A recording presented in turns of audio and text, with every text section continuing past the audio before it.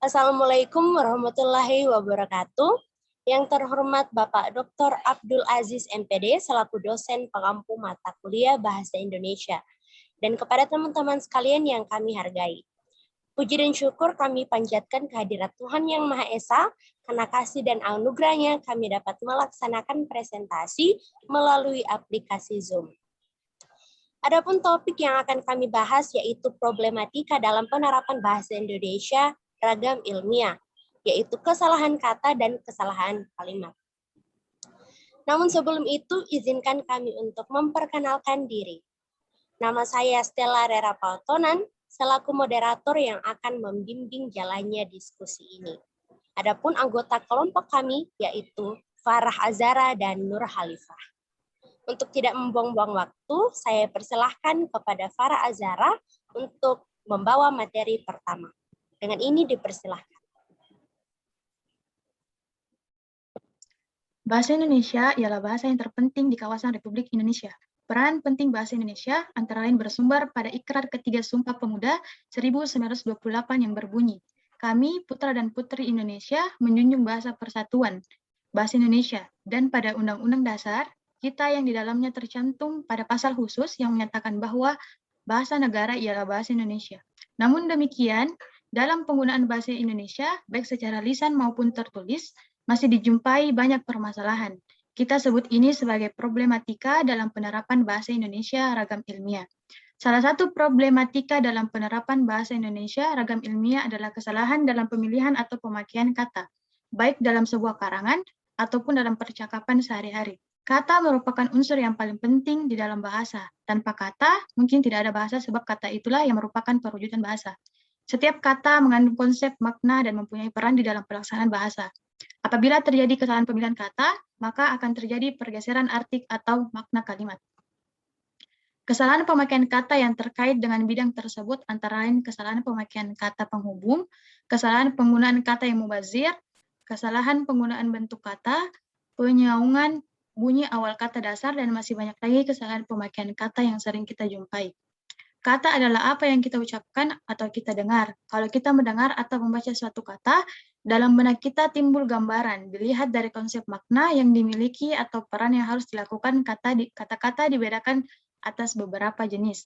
1 kata benda, 2 kata ganti, 3 kata kerja, 4 kata sifat, 5 kata sapaan, 6 kata penunjuk, 7 kata bilangan, 8 kata penyangkal, 9 kata depan, 10 kata penghubung, 11 kata keterangan, 12 kata tanya, 13 kata seru, 14 kata sandang, dan 15 kata partikel. Kesalahan kata.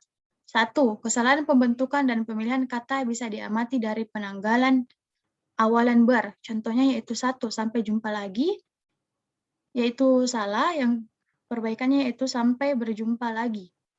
Yang B, peluluhan bunyi. Vera sedang menyuci baju. Yang benar yaitu Vera sedang mencuci baju. Yang C, pemakaian akhiran ir. Contohnya yaitu saya sanggup mengkoordinir kegiatan itu. Pembetulan yaitu saya sanggup mengordinasi kegiatan itu. Yang kedua, kesalahan lafal karena gejala hiperkorek. Adanya pengaruh bahasa Arab, misalnya fonem, P dijadikan F, misalnya faham, pasal, fikir, pihak, berubah menjadi paham, pasal, dan pikir, pihak. Yang ketiga, kesalahan hafal karena masalah ejaan. Bahasa Indonesia mengenal fenom E yang bervariasi sebagai E dan E di satu pihak dan fenom A di pihak lain. Misalnya kata tenggang yang seharusnya dilafalkan tenggang, banyak orang melafalkan tanggang. 4. Kesalahan karena pengaruh bahasa daerah. Pada era zaman globalisasi ini, teknologi berkembang sangat pesat, itu kalimat tidak efektif. Yang efektifnya yaitu pada zaman globalisasi ini, teknologi berkembang sangat cepat. Contoh kedua yaitu Santi dan suaminya bergegas ke kantor catatan sipil untuk membuat akte kelahiran anaknya. Pembetulannya yaitu Santi dan suaminya bergegas ke kantor catatan sipil untuk membuat akta kelahiran anaknya.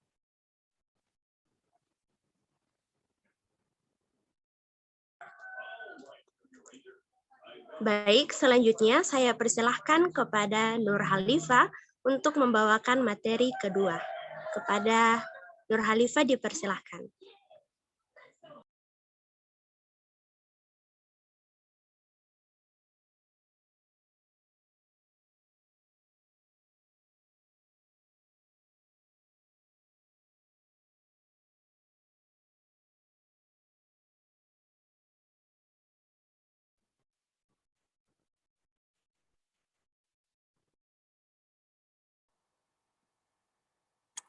Kesalahan kalimat.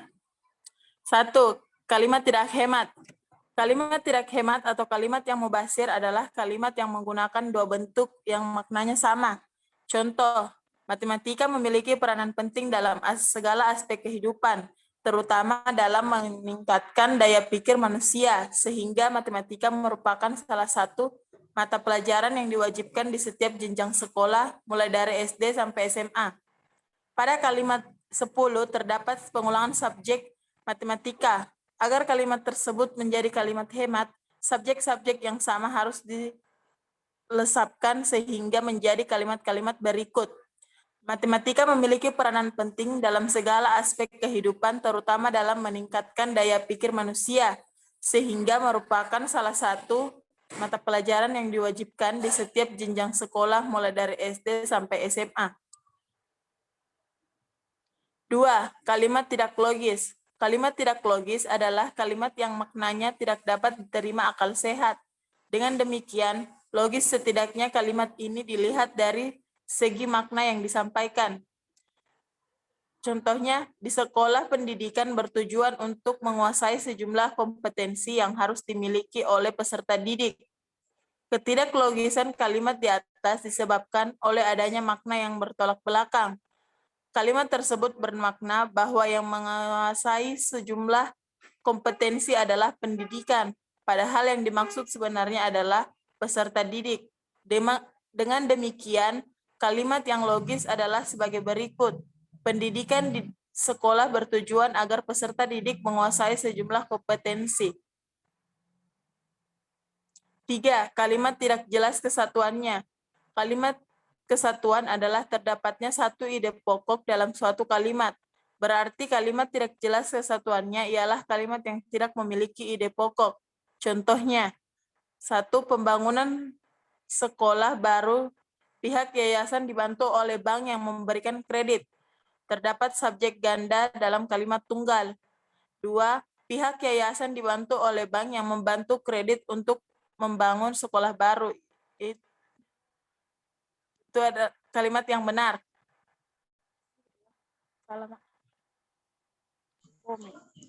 Ya, baik. Untuk materi ketiga, saya sendiri yang akan membacakannya.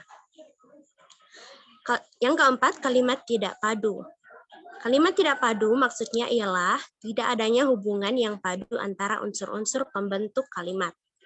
Contohnya, kepada setiap pengemudi mobil harus memiliki surat izin mengemudi.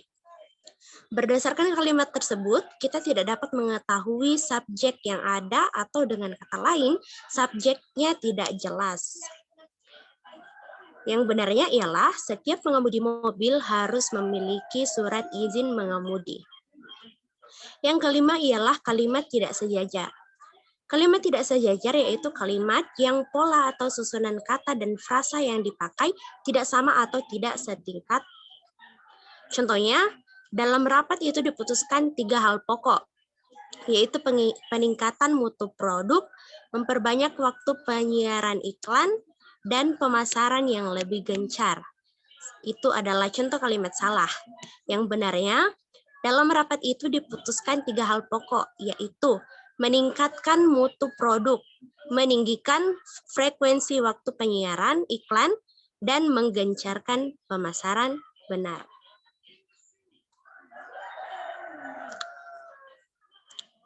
Adapun kesimpulan kami yaitu kesalahan pemakaian kata dan pemakaian kalimat dalam penerapan bahasa Indonesia adalah pemakaian bentuk-bentuk tuturan yang meliputi kesalahan menggunakan kata penghubung, kesalahan menggunakan kata yang mubazir, kesalahan penggunaan bentuk kata, penyegauan bunyi awal kata dadas, dan masih banyak lagi yang sering kita jumpai. Kemudian kesalahan penggunaan kata atau penggunaan kalimat relatif ditemukan dalam proses berkomunikasi dengan orang lain. Seperti kesalahan awalan kata, kesalahan lafal, kalimat yang tidak hemat atau boros kalimat, kalimat tidak padu, dan lain sebagainya.